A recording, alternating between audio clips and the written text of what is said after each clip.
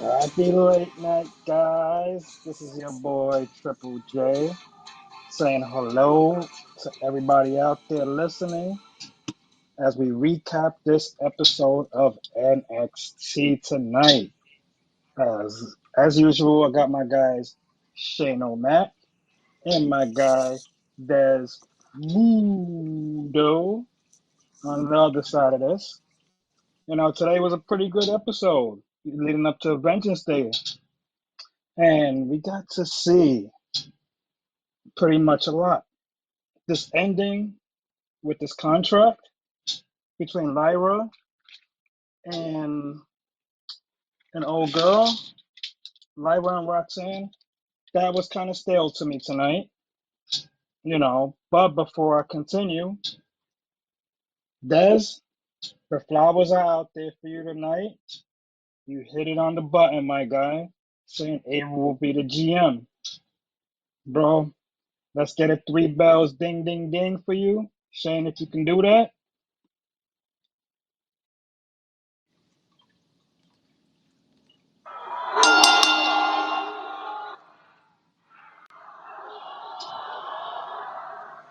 Yes, Thank you, yes, my yes. thank you, my guy. You know, Des, thank you as well for predicting the future, beating the historian to it, you know.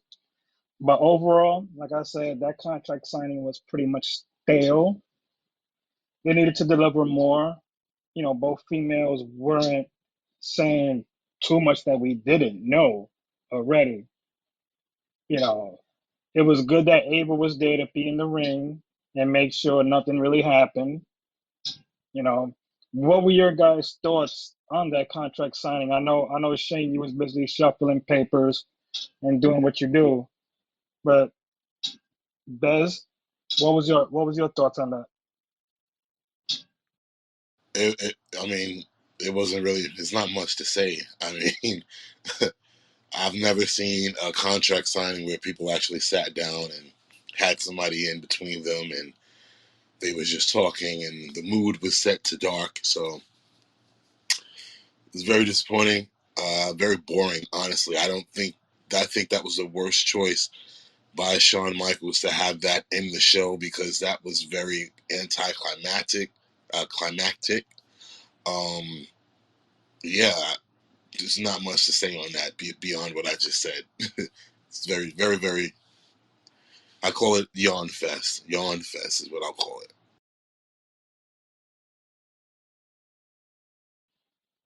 Shane, he pretty much answered it for you. You ain't missed much, you know, and I'd like to take this to the top of the show then. We've got an opening match with Braun Breaker and Corbin, the Wolf Dogs, against Frazier and Axiom. And I'm actually playing the match now as we speak. And from what I'm seeing, what was that on Corbin's head? Holy moly, he really came out with a wolf on his head. That was crazy.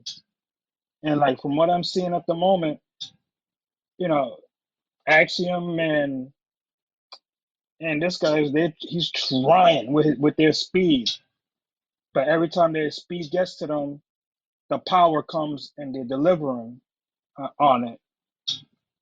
I don't know the winner of the match yet because I haven't gotten to that part. But what were your guys' thoughts on this match? Shane, you first, and then Mundo, you're next.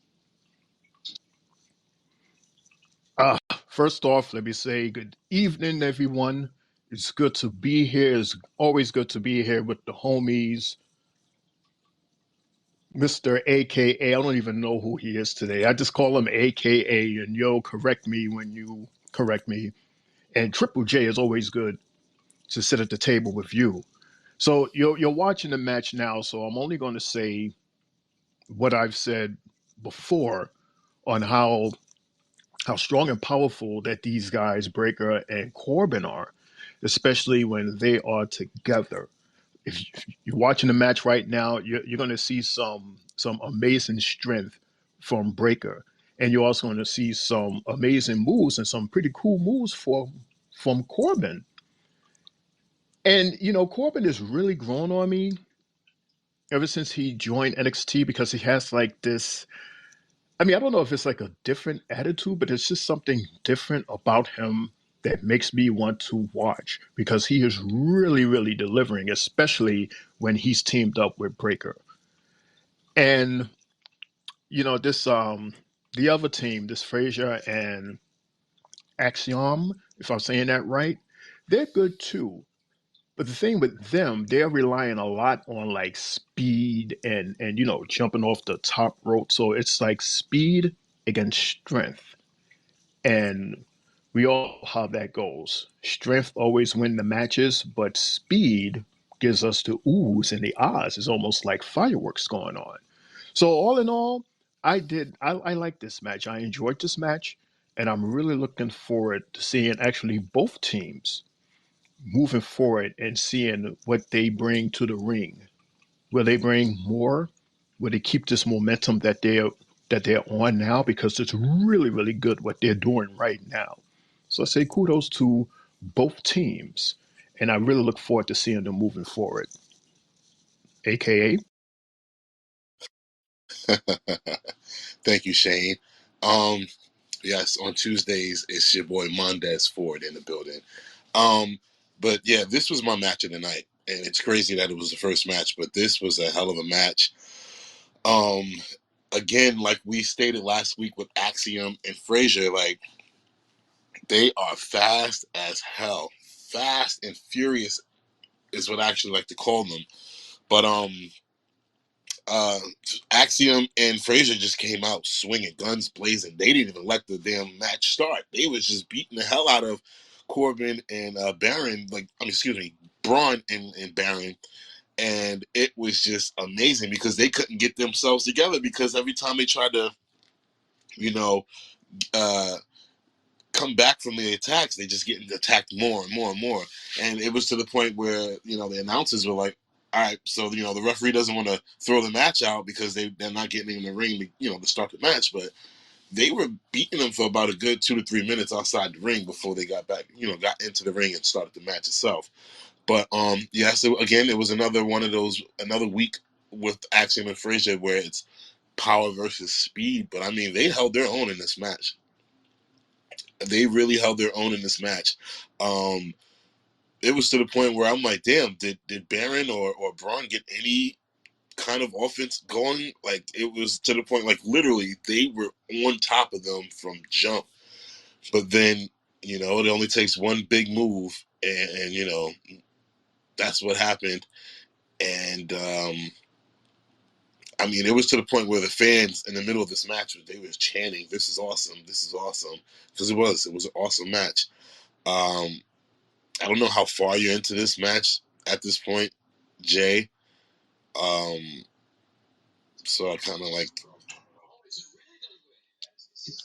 The match just finished about 30 seconds ago, and okay, all I gotta say is, wow, yeah. the So with that, power, whoa, whoa, the counters that they were hitting, the body slams, catching them in the air. You're like, what?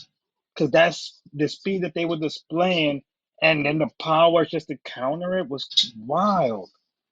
And the deep six turns into a spear. You're like, what? That's a good win for them too. Really good win. And as we've been saying, those are our predictions for the winners of the Dusty Cup. well, what the moves that stood out for me though was that that toss that Baron did to Braun that ended in a power slam. That was incredible. Um, the deep six was crazy. Excuse me. The end of days was crazy.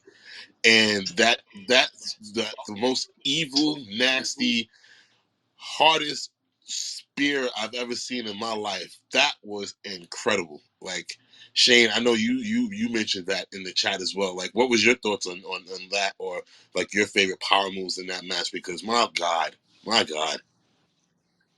Yeah, all of those moves that you mentioned was just so brutal looking.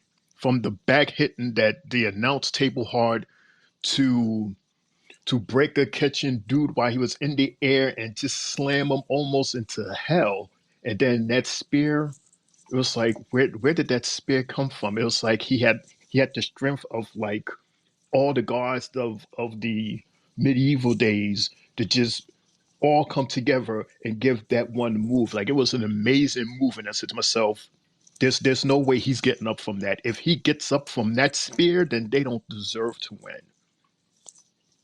So it was awesome. I loved it.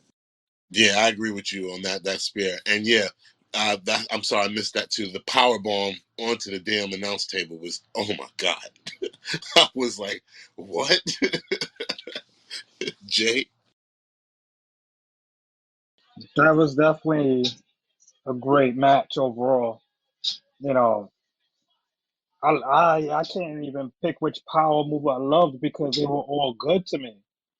You know, they hit on everything, and you know what a way to start the night is what I gotta say, and it was perfect. And I noticed also after the match that Ilya had a confrontation in the back with Briggs and Trick, and Trick came. Um, what was really said, guys? Because I really didn't catch what they're saying because I'm hearing you guys more than anything. If you guys could like tune me into that.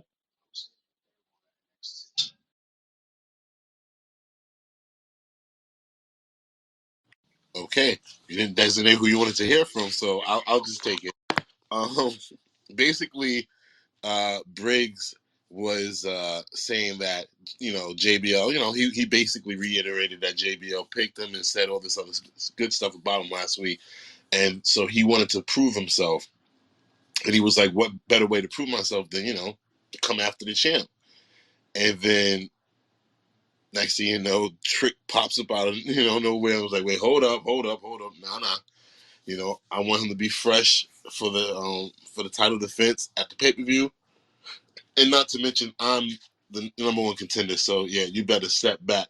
He said, if you want to make an opportunity, I'm your opportunity. And basically, that's how we got the challenge for the match for tonight between Briggs and Trick. Shane, did I miss anything? No, for what I have gathered, it was spot on. It was spot on. Yeah, you're right. All right, just to You making know, sure. and then after that, we got the flowers for you with Ava coming out the office, and my guy, Mr. William Regal, who popped out and was telling her what he had to tell her as far as this is a tough job and she got to do what she got to do. You know, what she's doing, she got to do to keep it now. You know, these are very hard shoes to fill for being a woman in her power. I'm very happy that she got it, but it wasn't something that I was thinking that will happen. But like I said, Des, you hit this one on the note. Like how do you? My question is, how do you feel now that you're right about what you said? Um, well, I mean, again, as y'all can see, I haven't been gloating or anything of that nature. It was just a take that I felt really, really honest about. I'm like, I can see this, especially if we were all agreeing that something may not be right at this moment on the wrestling end. We all agree that the same situation with Natty, because of the family, we got to give her something to do, and we still got to expose her to TV. And I'm like, as far as the GM situation, I'm like, what better way than learning from Shawn Michaels, being right underneath him? You're gonna learn. And that's exactly what Paul Heyman said to her. So I was just using what Paul said and then what she said. And I'm like, okay, so this is what they're going with. This is the angle that they're going with. I mean, that was the first time you guys actually double teamed me, but I stood on business, and I didn't expect it to go, to be this quickly. I thought, she might, get the whole one night of having power on her own and, seeing if it works or not. But I guess they had to expedite that, and it is what it is. Let's just pray for the best for her in NXT, and that's my point, my take on it. First and foremost, let me give her, Ava, as well as you, Des, the three bells from the table and saying congratulations to you, Ava, on some big, big shoes that you are about to fill. I'm Thanks, not going to Shane. lie. And I'm not going to, you're very welcome. I'm not going to lie. And I'm going to boldly say this. First off, Des, you was 1000% correct. And number two, Ava, if you're listening, I apologize for not opening my mind up to the possibility of you becoming a GM. By the way, quote unquote, officially the youngest GM in WWE. So my hat goes off to you. I say congratulations. Again, I apologize for not keeping an open mind of the possibilities that you can hold this position. And so far, for what I'm seeing tonight, you're doing a good job. So I'm going to keep my mind open moving forward in terms of you being general manager. But then again, it's interesting to me that you became GM today on the same day that a certain person has joined the board of directors of TKO. I just Oh find that Lord, very interesting. But again, Ava, I backhanded, say congratulations to you. the backhanded compliment. Oh my gosh, wow, really, wow. I'm just saying, it's just the coincidence is just so odd to me because why didn't this happen last week?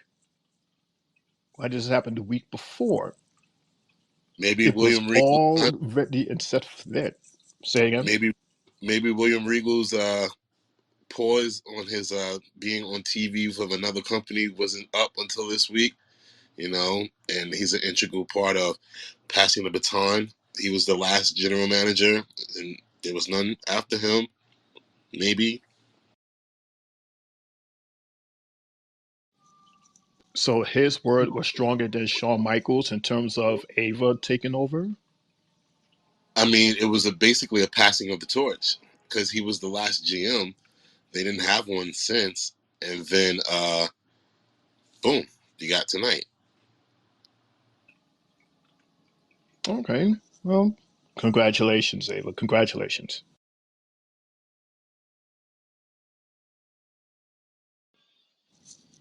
Back to True, you, Jay. true. And on that note, we got into the next match, which featured Lash Legend and a debuting Ren Sinclair. Wow. Lash Legend again is showing me that she's going to be a major player in the game in the future. She's finally displaying some her power like a mother. That power bomb choke slam, the choke slam power bomb to finish her off was definitely something that gave me a wow moment during that match. Because other than that, you know, um, the group, Supernova group, was trying to help anyway. So I was cool. I was cool with the outcome. You know, that was probably one of those matches that if we said we was watching Raw, it was probably one of those bathroom break or go get your snack matches. Would you guys agree? Shane first, then Mundo. Really quickly, Shane, you know my situation with this match, so I'm gonna yield all my time to you, my man. I'm so sorry. Which match are we talking about? Um, we're talking about Lash Legend against Ren Sinclair. Newcomer and Sinclair, the one that wanted to sound like a newborn baby during the backstage. This was her debut match, if I understand, going against Jade Part Two, Last Legend. Hmm. I mean, it was. I mean, considering that this was her first match, and out of all the people, I have to fight her. Do you see the size of her? She's twice my size. That's a big, big ass woman. And of course, at the end, she got folded in half, and they was gonna jump her. And there was a bit of interference during the match. And I'm sitting there saying to myself, metaphor, what are you guys doing? She doesn't need help. She could do this all by herself. But they interfere anyway. And then at the end, they was gonna jump that poor little girl until this Fallon Henley girl. I guess that was the girl that they had a conversation backstage before the match. She came out and helped them out. So all in all, it was an okay match considering that this was her debut match. It was okay, but I'm not setting up any fireworks or giving you a drink yet. You still got a lot more to do. And in terms of Miss Jade Part Two, I would actually like to see more of her. I want to see her real true powers and see how far she can go. I mean, far enough to I don't know to to dazzle us if she was a single competitor. Shane, I don't know. Shane, Des? you don't remember that episode where she power slammed that big fat dude uh a few weeks ago? Oh, Mr. Otis. Right, right. Oh yeah, it Is was that who that OT's. Yeah, was? yeah. And the whole place was going crazy. Like, you see what type of power she got. And, like, but yeah, I just wanted to Yeah. point that out. Yeah, yeah, I totally agree. I mean, at that size, your ass better be strong. Now I want to see more strength and I want to see your agility. You have a message, Jay. I don't know how to play it. Mundo, that's on you. Hey, what's up? Want to say hi. Shout out to Mundo, Shane, and Triple J. I'm definitely tuned in and listening.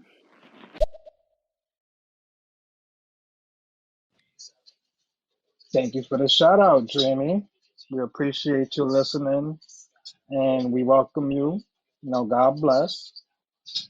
And as well, Greg, what's going on, my brother? Have a good evening. Happy late night, whichever way it is, whichever coast you on. But, you know, jumping back into this, we had a quick little 30-second promo that showed Jay, what. let me do it. Yo, Pops, what's good, man? Thank you so much for joining in. We appreciate you. We've been seeing you in and out on a few nights, so thank you very much, Pops, for showing some love for me, Shane, and Jay. Dreamy, thank you too. Thank y'all. Oh yes, yes it is, Pops. It's the DJ in the house. We get the bells for Mr. Greg. Thank you so much for joining us.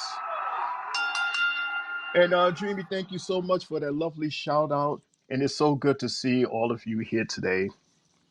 We hope you stay. We hope you ask questions or do whatever. Have fun. Welcome. Sorry, Pops. Happy late night. Des, I'm sorry. No, it's all And good. You didn't know. That's what I'm saying. It's all good. no, I mean, so yeah, I picture though, but yeah, with no dreads, no dreads. I can see. I was like, what? We got this is Des before the MTA. Uh, uh this is yeah. It is. I was about to say, is that Shane without the beard to the left? That's what I thought. uh, No, oh that's man, not me, but I do look a little like that. that's my brother. Okay, that's cool. That's cool. It's always a blessing to have the fam on. Uh, we got yeah we jumping back into it. We did have a quick 30-second promo, one of many that I saw, and it was basically OTM trashing the restaurant where the Italian stallions be staying at. And then they jumped into another promo where it was literally like 30 seconds later. I can't remember the promo if you guys can save me, but it led into the Dijak and Gacy match, which didn't happen. But that shit was wild because these guys couldn't stop beating each other up. Like when Dijak thought that he finally had him down when he put him through the wall, Gacy just literally crawled right back out laughing at him, which I found hilarious at the same time. And I give it to them guys because those guys love to just beat ass. Like mind my language, but they really like to fight. And it seems like nothing phases these two. And something I was saying last week about Dijak, we need the old Dijak back. And I'm happy that we finally got to see him with some cojones and finally, have that type of momentum. And also with Gacy is one who he's a dark guy, but he's a funny dark guy at that. What were your guys' thoughts literally on what happened on the so-called match that didn't happen? Mundo first, and then Sugar is your go.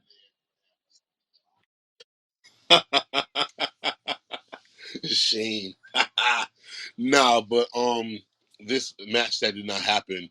It was crazy. Like the energy was crazy. The fans was all into it. I was into it. I remember I said that a Gacy reminded me of KO, but tonight the way his attire, he actually reminded me of Bray Wyatt when he was in NXT. He actually looked just like him a little bit, honestly. Jay, am I wrong? Husky No, you're Harris, not. You're not wrong. It's actually kind of similar, but just the face literally gives you Kevin Owens in the face. right? Because But yeah, Husky was a little bit bigger than that as far as weight wise. but it was similar. So but I mean, I was into this because of the fact that it's a theme that's been happening this week where everybody's been ultra and super aggressive and stepping their game up because it's Royal Rumble week. So everything has to be to the next level. They delivered in telling this in starting this story right here. And like I said to Shane earlier, I'm I'm actually for the first time invested in a story that they're showing me, and I want to see where it goes from here because I can imagine like these guys are probably going to put on some great matches moving forward. Shane, I absolutely agree. First and foremost, happy Royal Rumble week to everybody out there listening. And secondly, this whole fight was like one of those backyard kind of fights where people was just like jumping off the rooftops and going through tables and going through the kitchen wall. Like this was like some real gritty fighting with no rules, and they was just doing whatever it takes to get the guy down. This Gracie guy, he's just dirty and gritty, and Jack was the same thing. He's just strong and just don't give a damn. And they was both going at it real hard and real strong. It was like no matter what, they kept getting back up. And like that's was saying on the chat, he and I, we are both like, yo, this is really, really good.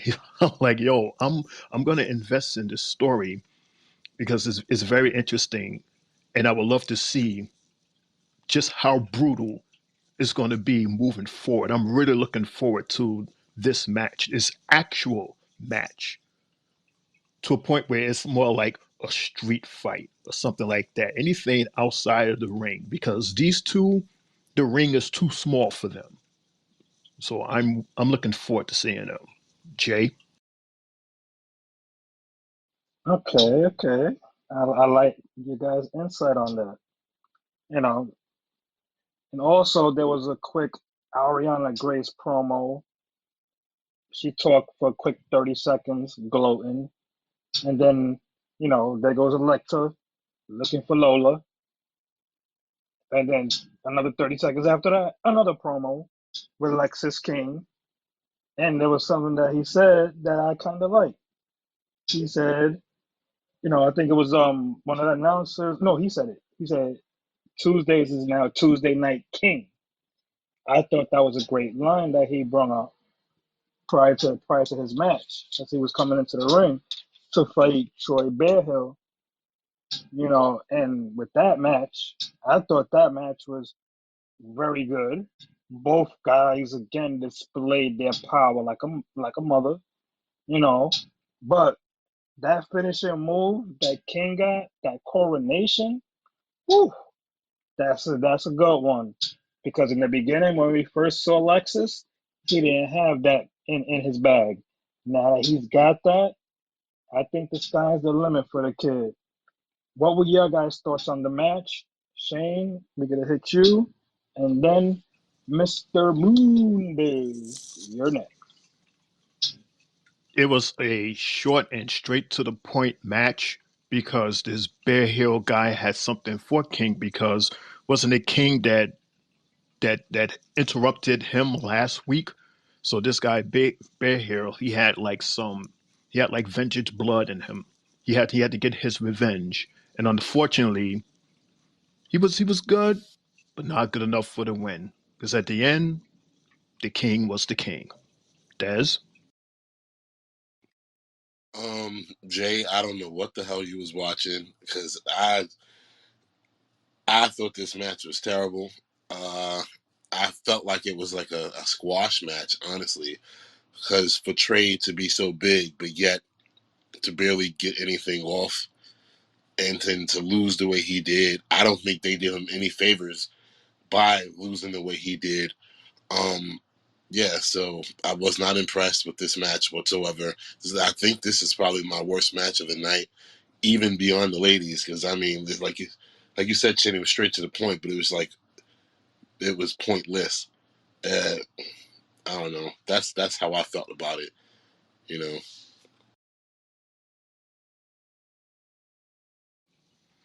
yeah, I hear what you're saying, Des, and it was like one of those, you're trying to get revenge on somebody, but he overpowers you. So now what? What is there next to do? You was given the Right. opportunity to get your revenge and to beat the guy, but you didn't. So, and it wasn't even in the most grandiose or even the most interesting fashion, and it was very quick. So that's it's 2 points there. That's embarrassing for him. You lost and you lost quick. Yeah, and So it's like what is there next? It's like you're big for nothing. Like you're big for no reason. Like how you lose to a little man like that? Like, come on. Well, because he's king, and he's a hill. Well, a bear hill. Excuse me. Let me Yeah, retract that, because there's hills on the table and visiting. So I didn't mean it like that. I meant the bear. Let me rephrase. The king beat the bear. How's that? much better. God damn it, Jay. Back to you. Oh God, you guys. Um, I definitely appreciate both of your replies to that. You know, revenge wasn't sweet. So, the guy that they're pushing more won. And after that, I'm assuming after that, we had the Trick and Mellow backstage. Is that correct, guys? Just trying to make sure. To my notes, yes, but I don't keep track of the thousands of promos on the show. I only pick the ones that I think are actually important. And to me, I guess that was the next ones. I don't know. Shane, am I right? If you say so. I didn't do much promos at all. I did mostly in ring action. All right, so we're gonna just say yes. Oh, Trick. Dios míos. Okay, yeah. So I noticed when they two were actually talking, Trick was basically asking him like, "Where were you going? Where you was coming from?" And Mello was like looking at the opponents, and he Mello was like, "Look, Ilya's playing you like 2K," and you could see Mello kept on pushing the Dusty Cup on him. Like, look, don't worry about this title match, because look, now he got you fighting Briggs, and you know he wants you soft and such. And Ilya sees you as a threat, so that's why he's picking you out to fight this guy.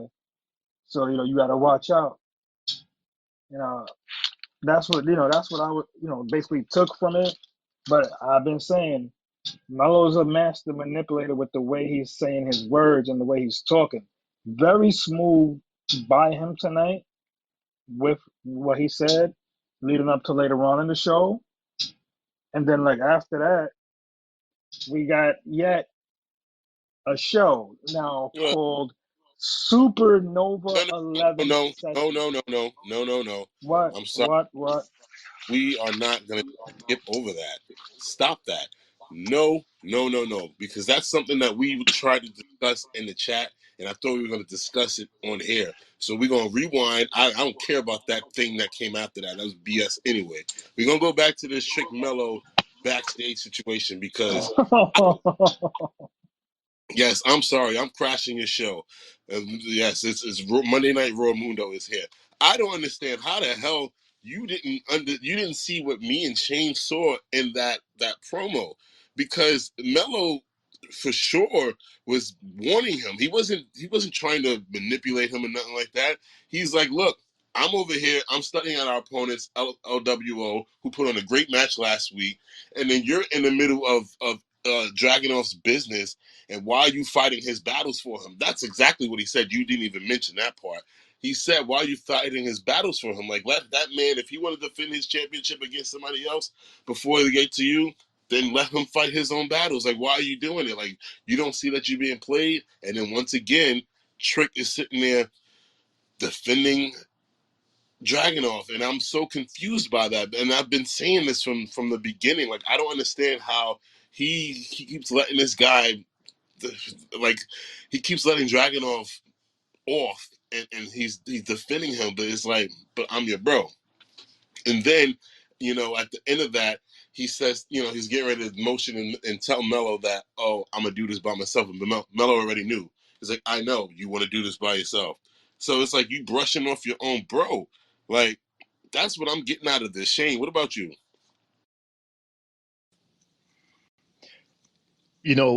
Putting all the pieces together, including these interesting pieces from today, it seems that Dragonoff, or Drag, I just call him Drag, he is somewhat playing Trick against Mello to try to have Trick focus on Drag so hard that he almost like thinks very little to nothing about Mello and their tag team match, which they're going to have next week, by the way. So it seems, and I'll add more details when we talk about their match, because there's also nuggets in there also. But just like we think that Mello might be up to something, Drag is also up to something also, in terms of using Trick in order to get Briggs out of the way, because he was trying to get at him. But it just seems like just a bunch of gears are grinding up right now. And something big is really about to happen. And I'm here for it. I'm here for it. Jay? I got a question for you guys. Do you see any of these guys being in the Royal Rumble this weekend out of what we saw basically from the first hour of NXT tonight? Shane, I'm gonna start it off with you, and then Mundo. Absolutely. Absolutely. I see minimum Trick, of course. I see Mello. I see Corbin making a return to the big stage. And after what I've seen tonight, they better bring Braun Breaker in there. Even if he doesn't win, you need to bring him up in there. Those are my four picks from NXT. Could be right, could be wrong, but I would love to see them in there. Des? Well, jumping off of that, I'm just giving you guys some breaking news. Kofi Kingston and Damian Priest have both uh, entered the Royal Rumble contest for this weekend. So that's just to let y'all know that. But definitely, I would see Mello. Number one would be Mello. I mean, dude has a match on Friday on SmackDown. So I see Mello being an NXT competitor. I don't know about Trick yet. He's still fresh and still fresh to the main event part of NXT. But I would say my picks would be Mello, Braun, and Corbin to make an appearance at the Royal Rumble. Just to say, Des, the only reason why I said Trick is because he is so big right now on NXT.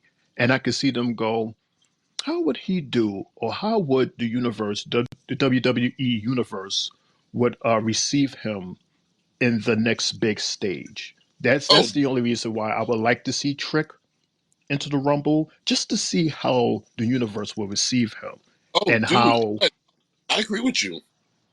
What like from what I see when NXT goes to arenas, big arenas, they are loud for him. So imagine a stadium for like Royal Rumble. That would be insane. I believe it, but I don't know. We'll see. I guess we'll see on Saturday. I love that. I love the answers both you guys picked, and I could see all three or all four guys that y'all guys named. I would think also, do you know, maybe Ilya gets into this because similar to like how the women did last year, and they brung, like when they did Mickey James out the blue and she was a champion. I feel that they should do that with Ilya, have him as the champ, the main champ from NXT coming to the Rumble as well. I could easily see him being a fourth guy or a fifth guy from there. Maybe they feature all top five of their guys from NXT on the Rumble. Maybe it could lead to something like that because, pretty much the rosters are stacked as it is. So, as me and Des has been saying, there's maybe no need for a special appearance. And if we do get it, it's going to probably just be one person. So, much kudos to all these guys coming up this Saturday at the Rumble. Let's see what happens.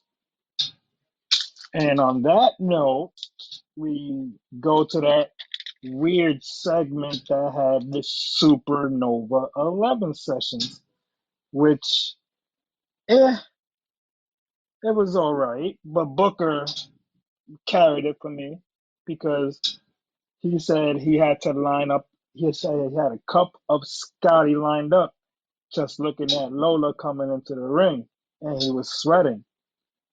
So Lola said that there was an expiration date on their friendship with her and Elektra, and calls Elektra a leech. You know, I felt she hit some good points on that. And she was like, "Look, I got my contract on my own. I didn't need her help or anything." And Elektra comes out saying, "I'm trying to know who you really are because nobody knows who you are because I helped you." And she was like, "Bitch, I sacrificed being the manager of Legado del Fantasma, and I'm the madrina of WWE, and you made a name for yourself shaking your behind on Instagram." I thought that was a even better, punchline to get, to respond back to what Lola was saying. I know most, most of us are thinking like, wow, this is about to be some spicy ish between them, just because there's these are two Spanish women and we don't know what's next, but we can see that something is spewing between the two. What were your guys' thoughts on that? Mundo first, and then Shane after. Well, I only seen the first half of this, so I'm not. You're putting stuff together for me. So that line was crazy about just shaking your ass to get views or whatever like that. That's crazy. But I'm just going off of last week when they had that spat after they both were eliminated, and off of what I saw of who was it? It wasn't Lola. Lola was being chased. Who's the other lady? What's her name? Oh, well, Lola Vice. No, Lola was the one being looked for. Who's the other chick? The no. I'm getting it confused. It was the Lopez chick looking for Lola, right? They were basically looking for each other at a point during the show. No, I mean I only seen one looking for the other. I didn't see the other one looking for the other. I didn't even know the other one was there until they called her out to the ring.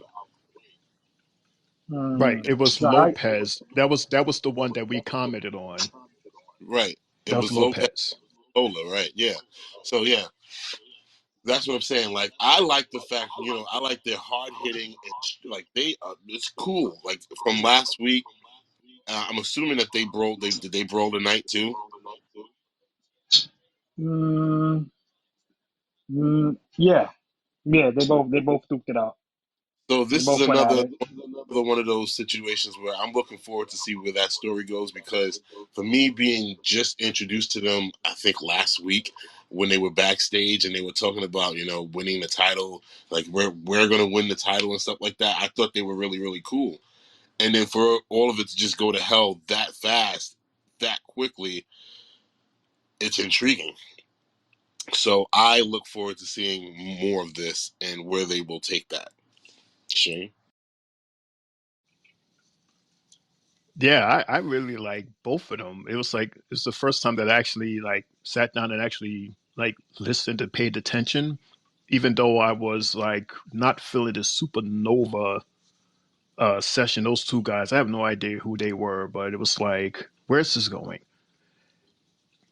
But yeah, Lopez, she was going in on the mic. She was talking about, like you said, she was talking about shaking your ass on Instagram, and then she went on to say, well, one minute you're auditioning for a Lifetime movie, and then the next you a wannabe MMA fighter shadowboxing in your bikini. Everybody was like, oh. What? What? Yeah, she said that. Lopez said that. Like she was going in on the mic. And Lola Wow. was just standing there with like the dumb face because she knew that what Lola was saying was facts. And then Lola just jumped up on the ring and they just started going pound for pound on their heads and then they were separated and that was it. But just so you know, Jay, they have a match next Tuesday.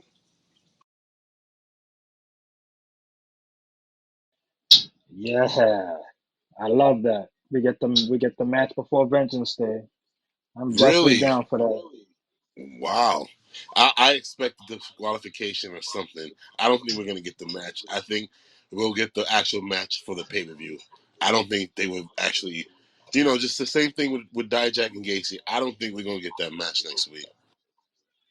Oh, for sure, you're definitely right. We all can see Well, it that was happening. it was advertised before the show went off. That's why I'm saying that. No. I know. I get what you're saying, Shane, but I'm saying, you know how WWE does. You know, they'll advertise the match, but then when it's time for the match to happen, something will happen. Either somebody will get beat up backstage, or they'll, beat each other to the point where they don't have a chance to even start the match. Something like that. Or it might just be a disqualification that leads to, okay, we need an actual definitive winner. That's all I was saying. Oh, okay. Copy that. Copy that.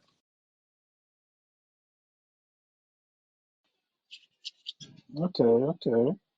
Then after that, I'm noticing that we have the Dragon Lee versus Scripps match.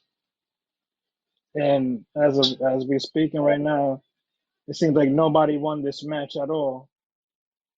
Seems like the family came in. Oh no, wait a minute. Oh, Dragon Lee just won the match because the family just went to the back fighting OTM. Okay. Overall, this was a high flying match.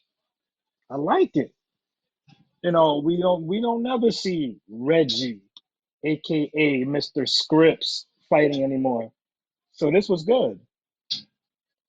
Oh, and then Obafemi's coming out saying he made a decision, and he'll fight Dragon Lee at Vengeance Day to give him his rematch. Wow. What are your guys' thoughts on the match? And do you think Obafemi is going to be successful at Vengeance Day with his title defense against Dragon Lee? Shane, we start with you, and then Mundo, we finish it off. Real quick, I'm sorry, Shane. I know it's your time, but Jay, I didn't see the match, so I don't know. I don't know. I'm actually listening to what you're telling me right now, and so I'm just shocked as you are. So Shane, you go ahead and take over that, and I'll answer your question that you said, Jay, after Shane. So instead of waiting for Shane to answer in order to get all your thoughts together, you want to say, "Oh, I'm sorry, I didn't see it. I'll wait for Shane to talk, and then I'll have something more to say." That's the AKA I know. That's the Des we know. Okay, look, Speaking of knowing, Look, no. Look, you knew I didn't see that match. You knew that. You like really gonna take a shot at me because you knew I okay, didn't see that match, and you knew you put it in the chat, and I still didn't understand what was going on. So come on, man, really? I'm being right, nice today. I'm being nice today. right. But the dramatics wasn't necessary. You could have just had me talk, and then Jay would have probably like put in, the rest based on what he just saw, and then all of that put together, you would have, some good thoughts to talk about. But anyway, I just like to pick on AKA whenever I can because he's so perfect. In terms of this leaping match, it was it was a lot of jumping around, there was a lot of running around. And at the end, it was cool to see the family, the D'Angelo family come out, and the dudes was going blow for blow, and and this Miss Rizzo, she was going after Miss Parker. They didn't show her too much. I was kind of hoping that we can see what she is capable of doing in terms of somebody jumping her. Is she able to hold off on her own, to hold her own grounds? But we didn't see too much of that. But at the end, yes, Lee won the match, and he also won the chance to get his rematch against Mr. Femi. And you're asking if Femi is going to win? I would say absolutely. Femi is going to, again, it's power over speed. There's only but so much jumping you can do around. There's only but so much running back and forth you can do. But Femi, he's going to use his power, and he's going to once again prove why he is the North American champ. I'm done. Now that you're done, thank God, because you said a whole bunch of nothing anyway. So thanks for helping me out. But yeah, I'm gonna just jump into Very the. welcome. Don't please. Y'all interrupted me enough last night. Please don't do it again tonight, okay? Trying, like I said, I'm trying to be good. Don't open up the coffin before Friday. Stop it. But yeah, I think straight up that North American Championship match is it's gonna be a quick match. Oba doesn't seem like the type of dude that'll let Dragon Lee get too many moves and stuff off on him. I don't see it going Dragon Lee's way at all, but I still think Dragon Lee is a great competitor. Um, but yeah, it's quick for me. I think that Oba will successfully defend his title at Vengeance Day, straight up. Whew. Okay. So I love the answers that both you guys have given, even with Dez's semi watching of the match, you know, and this was probably the time where I missed a few minutes of this NXT, and I'm now catching up to Blair Davenport versus Petrovic, aka looking like Sonya Blade in the ring at the moment. Why does she come with this huge sword? Okay. I don't know what to say and how to view this match because I'm just watching it. If you guys want to skip over it or you want to talk about it while I'm watching it, it's on y'all. Any of you guys watch that match? Dez? Shane? No, I did not. I missed those two matches. I believe I caught the end of that match, if I'm not mistaken. Actually, I caught the end of it, so I don't know what happened prior to the ending of the match. So Shane, on you, guy. You know, the two things that impressed me about this match was, in fact, that sword, because I was like, wow, this chick coming in with the sword, you know, it's a cool image, but what is it for? And then, you know, Davenport, you know, she gave a couple of, you know, nice little moves in there. And I could see why, you know, people look at her as like, you know, like a good woman's competitor. She's pretty good. I could see more coming out of her, as well as Carmen. I give her kudos for trying. But the Davenport, yeah, I could see her doing bigger things and make a bigger moves moving forward.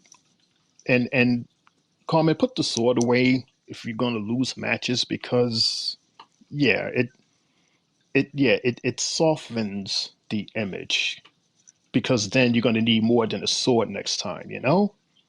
Back to you, Jay. Oh my god.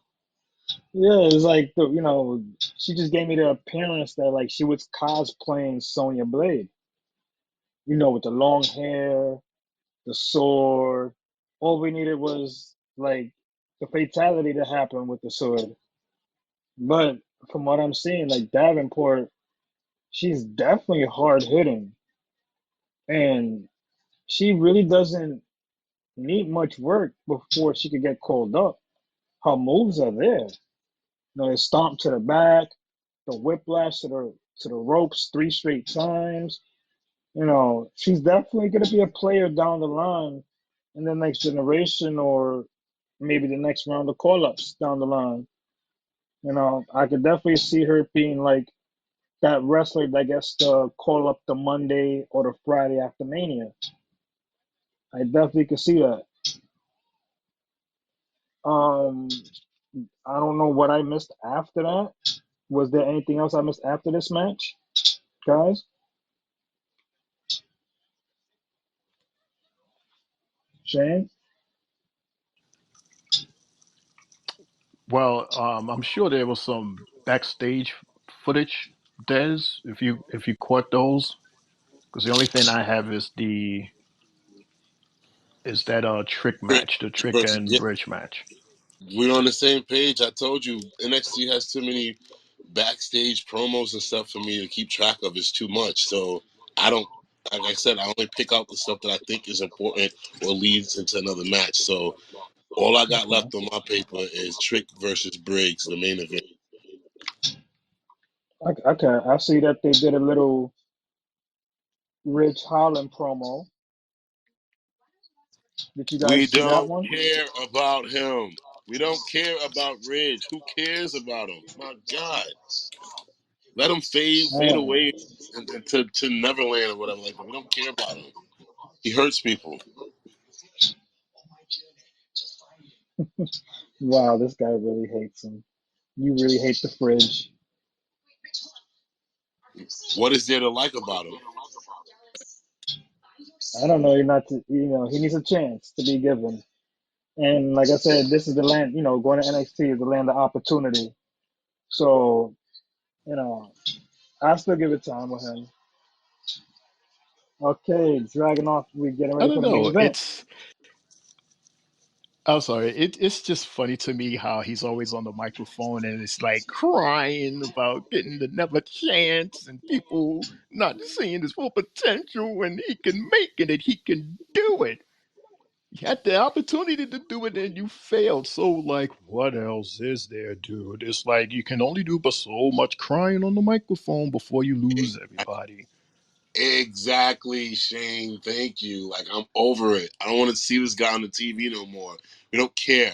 We don't care that you want to fight Gallus all by yourself because you don't have any friends. We don't care. Like, that's why you're in NXT now. We don't care. Bro, you had your chance. You was on SmackDown. You was in a group. Then you was in another group. Then you was by yourself. And now you're on NXT. We don't care. I want to see him in a rematch match against Big E so Big E can break his whole ass in half.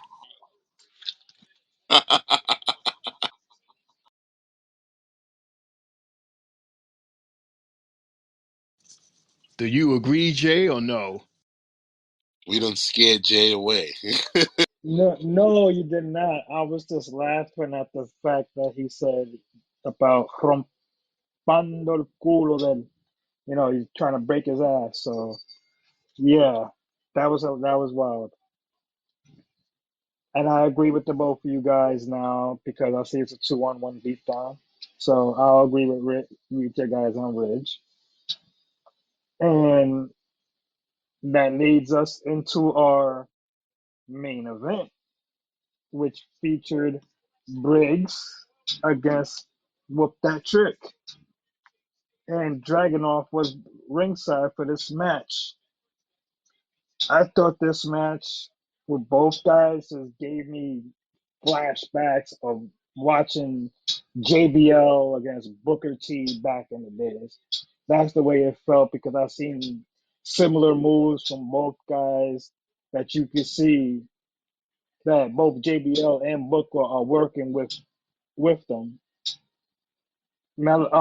Trick has great momentum with the fans, which is a plus right now, and I feel that could lead him on to bigger things.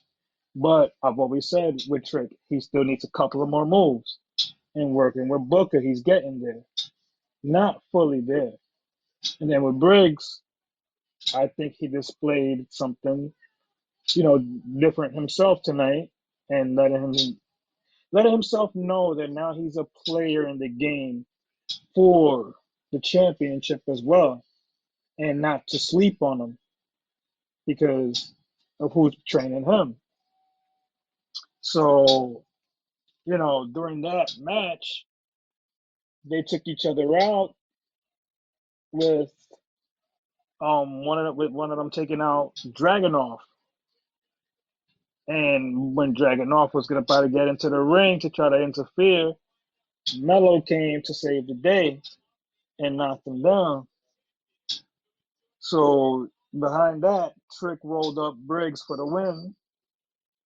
And then Briggs decides to say, you know what? I'm gonna beat you up real quick with a quick hit and roll myself out the ring.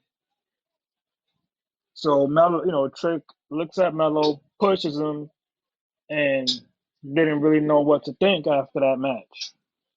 What were your guys' thoughts on this whole match and the outcome? Mundo, then Shane, my man. You can end it. It was a good match. The match should have ended the whole show. I'm gonna stick with that. The drama that it ended with should have been the last scene that we saw for NXT for tonight. Um, yeah, Briggs he made his point. He was taking it to Trick tonight. Trick was on the receiving end of a lot of the maneuvers and everything of that nature.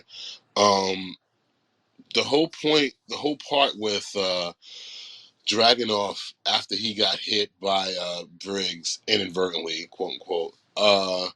He went up to the top, to the ring, and at that same time, Trick was climbing to the top rope, and Dragunov leaning on the top rope kind of made uh, Trick loses balance, and then next thing you know, you see Mello coming out of nowhere and hitting Dragunov, and then Trick, he jumped off the rope, and then like you said, the rest is history. He won the match, but again, I don't like what I'm seeing with Trick and how he's treating Mello. It's like, bro, he just came and helped you because Dragunov, if he would have got in the ring or whatever that nature, he would have cost you the match. Plain and simple. If Dragunov would have got his way, he would have cost Trick the match, and then it would be a different story. So again, I think it's Trick being shady to his friend Mello at the end of the day, and I don't like it. I find that to be some sucker stuff right there, man. Shane. Yeah, I agree. That whole thing was just it was very weird. It was weird how Bella was standing there. It was like, because he won, because Trick won the match. At least I almost thought he did or didn't, because that 3 count was very weird. And I don't know if you guys noticed, but like for a second, it was like a bit of confusion as to whether it was a 2 or 3 count. But the thing that really stood out, like Des said, was when Trick, pushed Mello, and we was like, dude, why did you do that? Like, he just helped you win. And I know Jay is gonna say something afterwards, because Jay saw something different from what Des and I saw.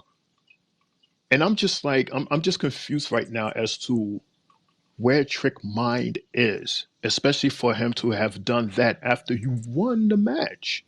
It wasn't like you lost and it was Mello's fault. You won thanks to Mello. So I wanna hear what Trick has to say as to why he did that. And I also want to know what Drag's mind is after he got kicked. Like, he almost lost his jaw. He got kicked so damn hard he flew over the table. So, and yeah, I just want to know, like, where these guys' minds are now moving forward. Jay. See, like my whole thing with it is, when the storyline first happened and started with between the two, remember Trick thought that Mello blindsided him in the back and hurt him. So that still to me stands in Trick's mind, like, bro, I'm not trusting you at any moment. So let me just do what I gotta do on my own. You know. So of course I'm gonna react a certain way to you when I'm telling you not to do something for me. If I'm gonna lose by interference, screw it. I'll lose. I don't want you there. You know, that's what I'm seeing and I'm getting from it. It's just the return of the shade because in the beginning of the whole thing, you seen Mello was shading him too. And Mello kept on always thinking the future, the title, the title, the title. He looked at Dragunov. It's the way Mello carried himself about it, and Mello doesn't really want Trick to win the title. So that's why he said, you know what? I put us two into the Dusty Cup so we can win the Dusty Cup so I can shade you from even focusing on Ilya. And Trick is like, well, I'm going to focus on Ilya and I'm going to help Ilya be 100% until the time is ready. You know, that's what I'm getting from the whole aspect of it with Trick, you know, and I'm not mad at him for doing what he's doing.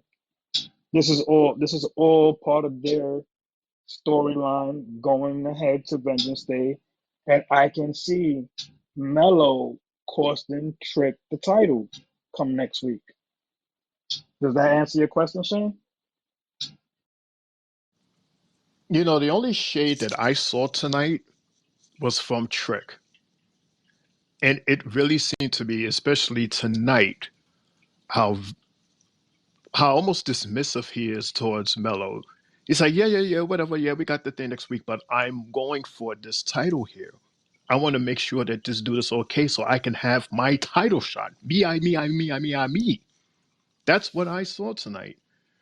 And if you're Mellow, how are you going to feel if you're like in a tag team with Trick, and he's being very dismissive to you? We have a match next week. We have a match for like this very covenant Dusty Rhodes Cup. I want to win this. I want to win it. I need you, man. I need you at 100% in focus and ready, baby. Come on now. All you're giving me right now is 45%, not even half, because you're so focused on this other dude to making sure that he's okay so that you can win the title, so that you can win, so that you can be two belts. How about focusing on me? How about making sure that I'm good too? So tonight, I saw Trick doing the most shade. And again, that whole push thing in front of everybody like that at the end, that was really shady, and it was very uncalled for. I didn't like that at all. And you can tell that touched a nerve with Mello, because after that match, when we saw them again behind the scenes backstage, Mello went in on Trick. Like, he was like, yo, what? Basically was like, what the fuck was that about? Like, what are you doing? Like, you really letting this dude manipulate? He's basically like, yo, why do you think this dude all of a sudden decides to okay your match and put it on this pay-per-view, knowing that this possibility that you'll have two matches in one night? Like I don't I yeah, I agree with you 100%, Shane. Trick was very shady tonight, very, very shady. Very disappointed in him in that. Like, I'm just at a loss for words beyond my disappointment. Like, I don't know what else to say. And not for nothing, this opens a road that is just might be possible that for their tag team match next week, Trick is not going to give his all and they're going to lose the match because Trick is so focused on non-tag team related issues that he's not going to give his all and they're going to lose. Why is that idea in my head, Jay? The ideas in your head because they're feeding it to us to a point where you can see that, you know, Trick doesn't seem like he's interested in even being in this tag tournament because that wasn't something he was even thinking about from the beginning. He was just worrying about Ilya getting better and getting getting his title shot. You know, Mello was the one that came and said, "Yo, we could win the Dusty Cup. I made us a tag team." So that's why I say this was Mello's plan to try to sidetrack it, but is but Melo's noticing that he can't sidetrack him because he's too focused. So next week it's gonna cost him in that match because he's not thinking. And I can see Ilya interfering next week in that match to make them lose because Ilya's gonna want revenge for Melo for Melo just dropping him to the floor. So, you know, as I would say, stay tuned next week, because that's going to be the last episode before Vengeance Day. So we know it's going to be real spicy next week. Good touch on that one, Shane.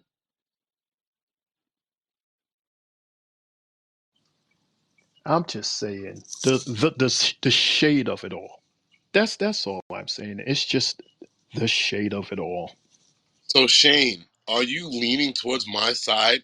Like, I don't know. I'm gonna have to rewind the tapes and go back to when we first started talking about this and how I said from jump, I don't see any issues with Trick and Mello. I was just going back and forth with Jay about his theory of the whole Shawn Michaels and Diesel situation, and I kept saying no, no, no, no, no, no, no, no, no, no, and how I just didn't feel that way. But but now it's like, but I also brought up at that point, how uh, Jay mentioned that Alexis King was getting into the ear of Mello, but I was like, well, if you want to say that, isn't Dragunov getting into the ear of Trick, because all of a sudden now they're best friends and he's congratulating him and all this other stuff. I'm like, that's really spiteful when you try to get in the middle of two best friends and you want to try to say, it's, whether you're a good guy or not. To me, Lexus King and Dragunov did the same exact thing, but one's the good guy, one's the bad guy. So that's how I feel, and it's showing.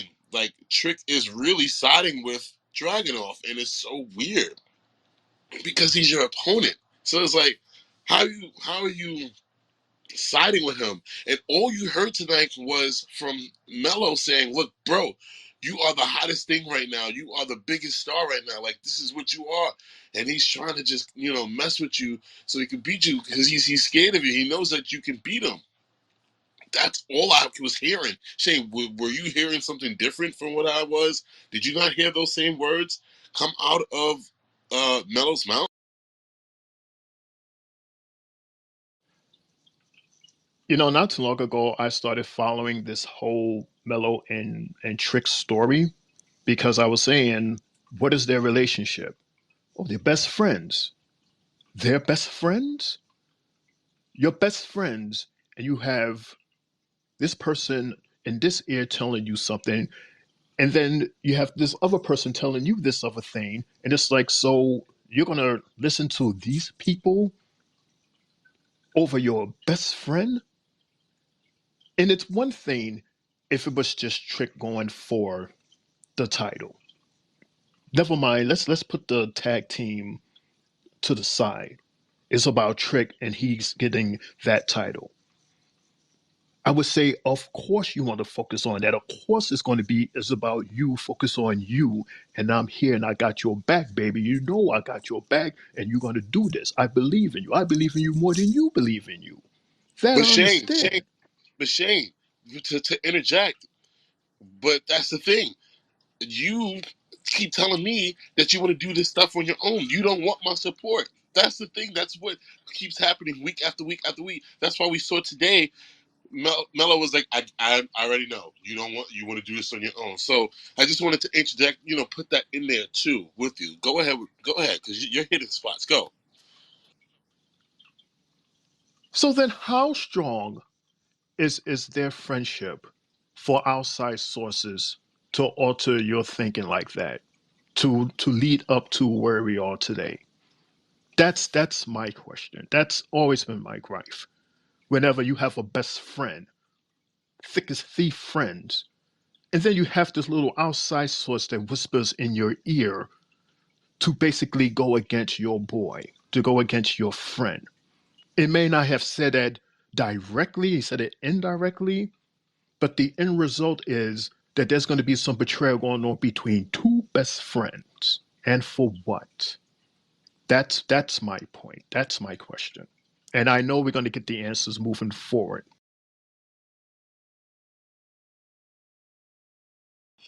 These are some But spicy hot takes right now. Whew. Yeah, I love it. See what WWE is doing to us right now? I need a drink. I beat you too. where's my Coors Light from last night? Man, that sucker is probably in the sewer somewhere. Ah, Bro, we went 3 hours last night. Yeah, I know that is. It's gone.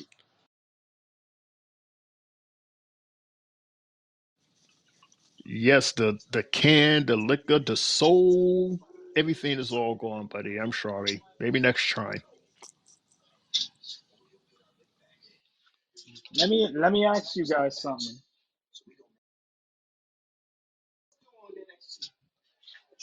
Do you guys remember the part where Lexus King was talking with with Mello in the back, and he was telling Mello more or less to, like, you gotta do what you gotta do more or less to get back to where you gotta be.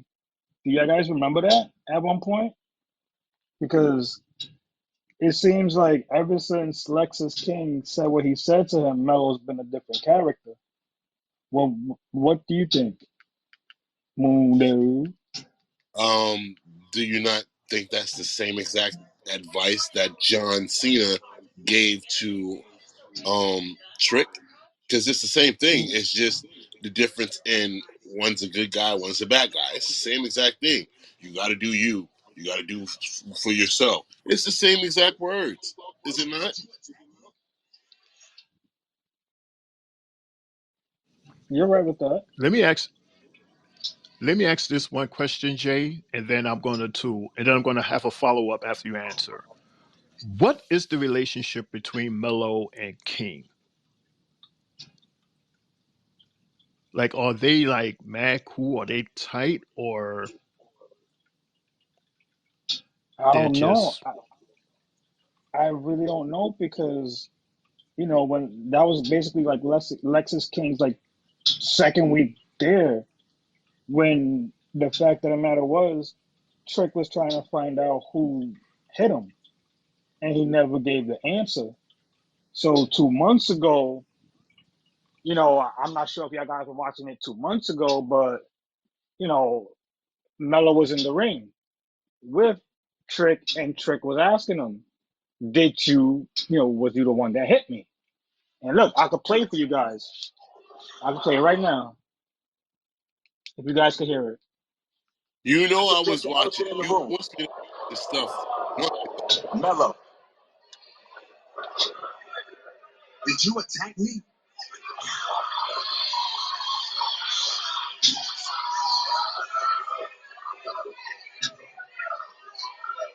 You want the truth? Yes, I want the truth. My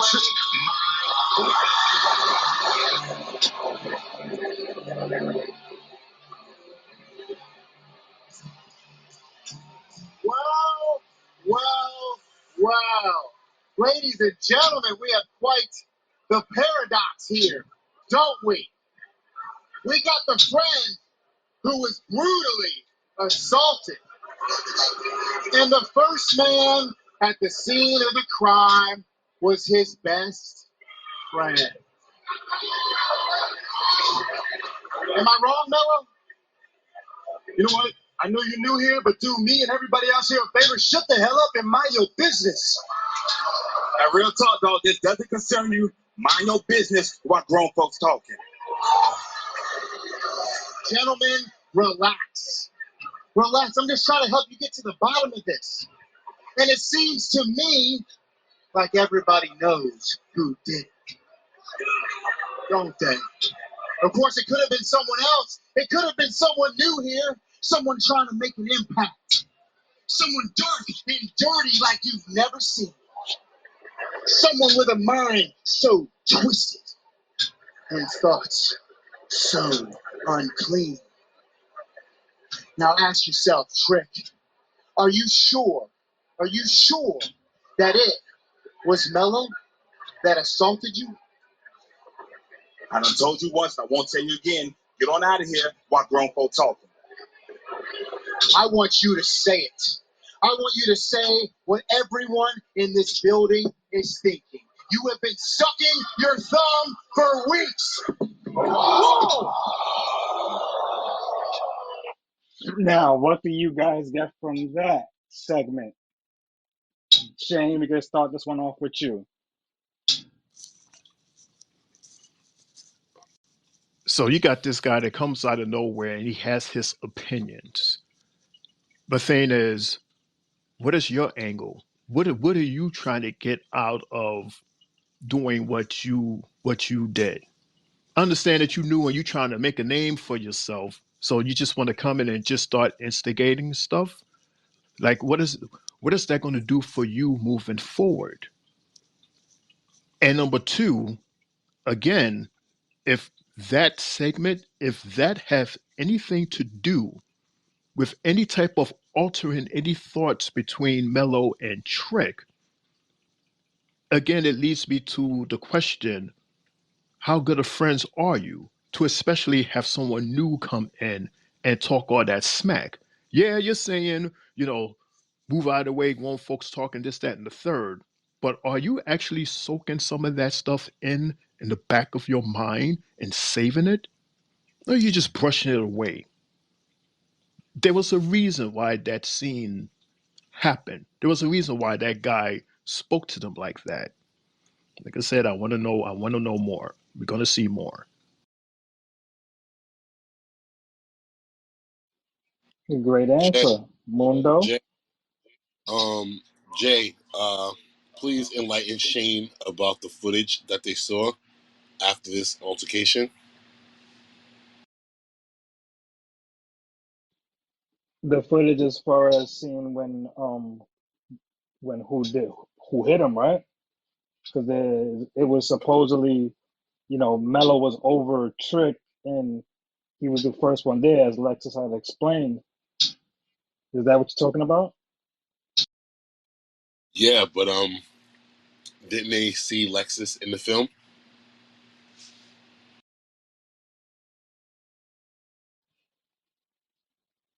I'm not sure. I can't remember. You might be right. I'm not gonna say yes. I'm not gonna say no because I can't remember that part. I didn't see that part, I think. Right. So they said that they saw Lexus in the film as far as the attack on Trick, but then Mello got attacked, and he swears up and down that it was Dragunov that attacked him, which is why he has a gripe against him. Right? Exactly. So that's why I'm saying like within this storyline, you know, Trick to me still doesn't trust him from 2 months ago because he never gave him the answer that he was looking for. So, you know, fast forward to now, you could, you know, now we're seeing the other side of it, the side of now Trick pushing away, pushing off, as opposed in the beginning of when this all happened, it seemed like Mello was the one pushing him off because Mello had just lost the belt and he had just had won that North American. You see, Mello still was like, okay, fine, you won, but I lost. You know, Mello still seems like he's down on not winning the title, and that's all he wants is the title. You know, and winning the Dusty Cup, whoop de doo, is the Dusty Cup. You're not the tag team champions for winning the Dusty Cup. So, you know, it's just, my train of thought on that. And guys, do we have any hot takes or any rumblings or rumors going on that you guys heard about over the past 24 hours from last night? Of course we do. The biggest news I mean, there was multiple things that broke today. I want to know what you guys' take is in regards to us finding out that in 2025, starting January 2025, Monday Night Raw will be exclusively aired on Netflix. How do you guys feel about that? Uh, does the fact that you now have to pay for another streaming app deter you from wanting to, watch Raw because of the fact that it's no longer a free situation? Like, how do you guys feel about that? I'll go with Jay first, and then Shane, you can close us out on that. When I first heard of it, it was just a total shock. I was like, what? Another streaming app taking, another, sport, entertainment. This is similar to like how Amazon's been getting into the game, how YouTube has gotten into the game. So we're basically looking at the future while slowly but surely cable will die out and everything is just on streaming apps now. From there on out, we don't know when, but it seems like that's the route that it's going. So, I'm just really scared about the Peacock app for the future as far as what they're going to do with WWE. But I will still give Peacock the views just for the fact that they could still be having their PLEs on there. You know, just to watch Raw, I guess I would have to subscribe. I'll probably just get the lowest tier just to watch it, or you know, I'll stream it until 2026, until Peacock is done. But Shane, what are your thoughts? Hold on. Actually, I want to ask a follow-up question to that. Do you guys think that with Raw being moved to Netflix, will the viewership tank because of the fact that it's no longer on cable? Jay, you can answer that, and then Shane, you can answer. I don't think they lose viewership because of the fact is, I would say the majority of the people, the universe already has Netflix. It's either that or everybody probably has a streaming service. This seems more beneficial, as they were saying, to the viewers outside of the United States because they're going to be mainly the ones getting all of this first because they can't get Peacock in their countries. So this is big for those people before it's big for us. So that's where I see the money coming in from, you know, through the whole aspect of it all. Sugar, Shane. And just for a side note, Jay, you're not the originator of calling me Sugar. It's like a bunch of people from Coney Island that calls me Sugar Shane from the boxer. So, because I heard Dez laugh when you first said Sugar, but yeah, this was a total shock because of the fact that first off, I was so focused on what they was going to do with SmackDown, they didn't even dawned on me that there was any questions as to where Raw was moving, if Raw was even moving away from USA, because I thought it was possible for both Raw and SmackDown to be on USA. But now you're saying that you're going to be on Netflix, which means, of course, Netflix are going to get some more subscribers now because a lot of the subscribers was on Peacock. And one of the reasons why Peacock is so big, and Des, you can correct me if I'm wrong, one of the reasons why Peacock is big is because of the entire WWE catalog, which is on there. And then once it's going to move to Netflix, yeah, of course, the people, they're going to follow. And for 1 second, I said, Raw on Netflix, because, Netflix has very little to no restrictions, so you can do whatever you want. But then again, we are in this climate of, B2 and, the woke and you can't say this and you can't do that. So I already not thinking about the attitude error returning to Raw. Like that's not going to happen because the people today can't handle that. But it would be interesting to see how far WWE would try to touch the envelope because they have this freedom. So I would say that is a good thing about the Netflix is the freedom that they have now or will get once they hit Netflix. Or I could be wrong. Des, Jay. Yeah, well, I mean, you know, Triple J hit us with the facts earlier as far as Peacock and what WWE brings to their app. And like you said, yes, WWE is the top thing on their app. Because all of us here in America, we didn't have a choice but to subscribe to Peacock because WWE sold the rights to NBC for the WWE network. Um, so I think they will definitely take a big hit because they're not producing enough programming, exclusive programming, to continue on. So that's definitely something to be worried about as far as if you're NBC. So they got to figure things out quickly, very quickly, because we know how fast 12 months can go. But yeah, as far as what you're saying, as far as a return of the Attitude Era, I don't see that happening. One, because the man in charge of, as far as storytelling and creative, Triple H, he lived it. So we all know that that's something that'll never return again because of the fact that it was just do whatever you want because we're just trying to win and stay alive. And at this point, they're not there. They're the biggest wrestling promotion in the world. So they're not that desperate anymore. But can we see the end of the PG era? It's possible, depending on what their sponsors and partners want and what they'll allow. So again, WWE is no longer a family-run company. It's now owned by TKO, which is owned by Endeavor. And so we have to see what they will allow, depending on their partners and their, shareholders and stuff of that nature. It's all corporate now.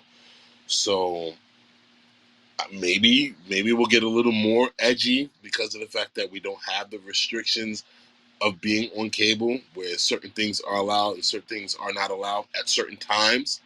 You know, I'll go back to when Triple H first took over creative, and he was basically letting everything fly. You know, basically wrestlers were saying "fuck you" and all this other stuff on television, but it was being blurred out. But it wasn't stuff that we were used to. But then, if you notice, that stuff has been scaled back a lot. They don't go that far, but we're starting to see that they're not shying away from showing blood and saying the word blood and busted open and things that we were used to from the Attitude Era that kind of got taken away in the latter years of Vince McMahon. So it's very interesting. I'm very interested in seeing how that flows. I'm a Netflix subscriber already, so it is what it is.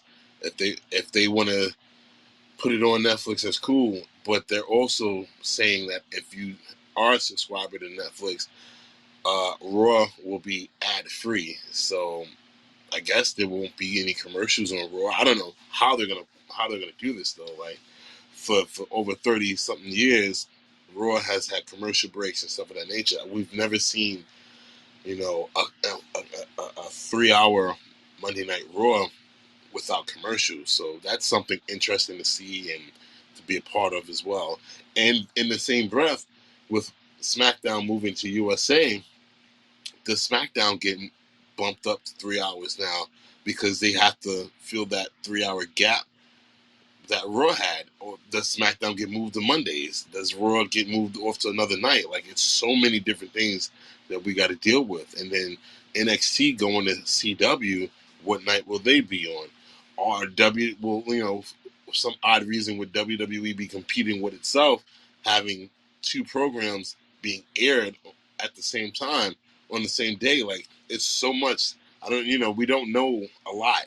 It's so many possibilities. So I guess it's just stay tuned. In the world of Triple H being the head of creative, um, Nick Khan being basically the head of WWE now, since Vince is basically stripped of everything, The Rock being on the board. It is so much going on, and we're only in the first month of the new year. It is incredible. Anybody else got any hot takes or anything of that nature?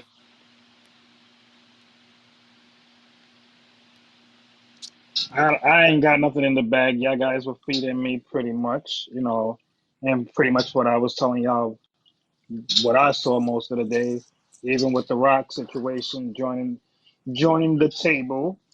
And now it makes me think, was that what the Rock was talking about the entire time?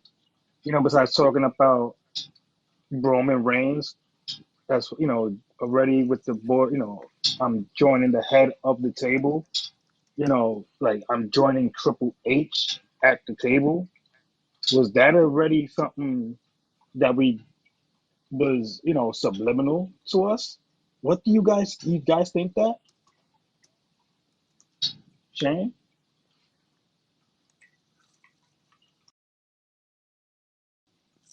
Oh, did I have my mic on? I'm sorry. Uh, what was your question again? Shane, if you want me to, I'll go first. If you want me to go first, Shane. Go ahead, Yes, Mundo. Let please. them know. Go ahead. All right. Go ahead.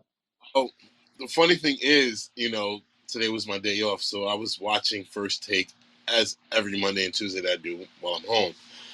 And in the middle of First Take at about 10:30 or 10:45, they advertised that The Rock would be he would be on the show, and I'm like, okay, what the hell? And mind you, I'm waking up to the news about The Rock and TKO and Raw and everything, so I'm just like foggy to everything. But in the interview, he mentioned, that Ari, the guy that owns Endeavor, that owns TKO, that owns WWE and UFC, that was his agent at one point. So he has a 20-year friendship with him, and they're very close. And then, not to mention, Nick Khan is close with The Rock as well. So all of that, and then Vince is still there. So Vince loves The Rock, and all that. He was able to walk away with a board seat on TKO, and he was also um, given the full rights to the name The Rock, which has never been done before. No wrestler, owns their name outright from WWE, so that's groundbreaking within itself. And he also mentioned on First Take that there is a possibility that him and Roman Reigns will definitely meet up at WrestleMania. He didn't say which one. He didn't say which WrestleMania. He did, because he said his words were that he's a long-term guy. He's a storyteller guy. So it could be this WrestleMania coming up, but we haven't seen much of The Rock beyond Day 1 Raw. Or it could be next year's WrestleMania. But he did say that there's a possibility that the two of them can go one-on-one, and he can return to face Roman Reigns. So he left it open-ended, and yeah, guys, I sent the interview to y'all earlier today. If y'all get a chance, watch the interview with him, Stephen A., Molly, and Shannon Sharp. It's very insightful. Back to you guys. Why, thank you, my kind Desi. Now, Shane, what do you think about everything that you said as well? I mean, kudos to The Rock. I mean, what better person to join the board than the man that helped to elevate WWE to where it is today? What better person than the guy that's like he's been behind the scenes and he was the scene. So I say congratulations to you, man, on that position of being the board. You get to make a lot of decisions as to what we see and what happens in WWE and UFC moving forward. Shane, I This do is want to give you more insight on that. He mentioned that whatever WrestleMania him and Roman headline, that with the current characters that we have in WWE, that it will be the biggest and the best WrestleMania of all time.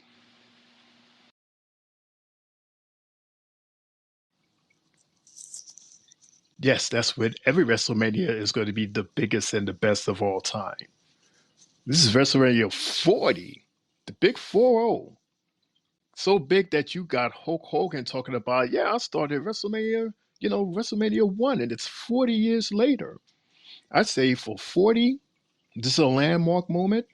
Pull all the stops, Rock. Pull all the stops, including showing up and possibly fighting. Why wait till next year? And you can make history right now. It's all fitting with everything that's going on. This will be a jam-packed year. And it would be an awesome and amazing, and like you said, the biggest and the best mania of all time. And the last thing I want to put on that interview on First Take, he said that he basically hinted that he wants to take WrestleMania and bring it outside of the United States, bring it to other territories that they haven't touched before, that they have not been to before, bring it to people who don't watch wrestling on a regular basis or at all, so they can get them to become more of the casual fan versus just someone that's, here and there. So he said a lot. It was about a 20-minute interview, so he said a lot. It was very insightful. Jay. Wow. Talk about global power. This is a big move. Now that you gave us some extra insight on what happened on First Take this morning, I appreciate that. And man, this guy really took a seat at the table. This is what I keep on feeling like. This was a subliminal wording from him to us, and I'm happy for him. And even just getting his name, back, ownership name. It feels like how Jordan has, had Nike, removed Nike from him, and it just went Air Jordan, and everything was going into him. Man, this is huge, and what a way to, like basically end the night with talking about the people's champion, The Rock. You know, we got Friday coming up, the episode before the Rumble, and I'm pretty sure we already got thoughts in our heads lined up coming for them. I got breaking news. Shane, oh shit, I got breaking news. You ready for it? where's the Law and Order symbol? Dun dun. Hit it. You ready for it? Breaking news. For the first time ever, all three members of the New Day will be on WWE The Bump together at 1 p.m. this Wednesday. All three members of the New Day will be on WWE's The Bump this Wednesday at 1 p.m.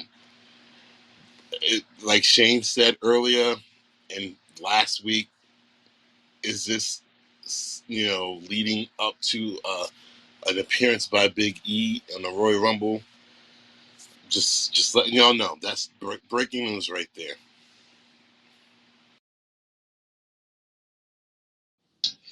Shane, you got your wish. I don't know, man. This is a whole lot of teasing going on. You better not disappoint us, and that Rumble your ass don't show up, or we gonna riot. We seeing you out of nowhere way too much now. So it's this has to be the sign, and I really, really hope it is the sign because I really do miss him. And I would love for when he enters, he goes, "Oh, the house is gonna go insane, insane." I can't wait. I can't wait. Oh man, I can't wait till Friday because then Friday just anticipates Saturday. Holy moly, this is like the all-star game for us right now. I'm fiending. I can't wait till Saturday. You know, and what a way to end tonight's podcast, even just talking about what we talk about, our love for wrestling and the Royal Rumble. Guys, it's been a pleasure tonight talking with you guys on about NXT. Shout out to Dreamy for staying the whole entire show and listening to us. We appreciate it. God bless. And as well as to Pops. We see you out there. We appreciate the love. Guys, I love y'all. See y'all Friday. Yeet.